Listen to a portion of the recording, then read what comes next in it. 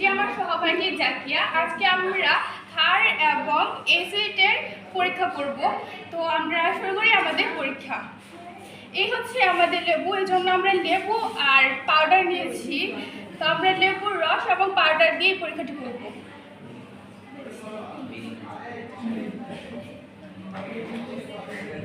তো আমরা এখানে লেবুর রস নিয়েছি এবং এখানে নেব কিছুটা পাউডার এবং তার সাথে অল্প একটু পানি মিশ্রণ করে নেব।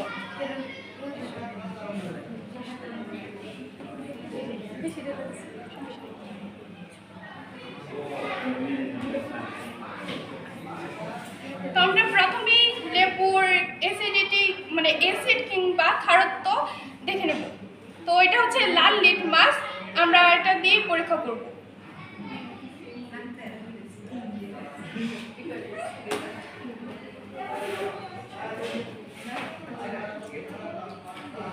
তো দেখতে পাচ্ছেন এটার কোনো পরিবর্তন হয়নি, তার মানে এটার মধ্যে যে অ্যাসিড আছে তার পরিমাণ অত্যাধিক।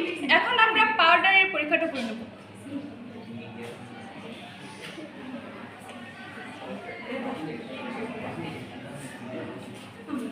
তো দেখতেই পাচ্ছেন এটা পুরোপুরি নীল হয়ে গেছে, তার মানে এই যে পাউডার তার মধ্যে অত্যাধিক পরিমাণে ক্ষার রয়েছে।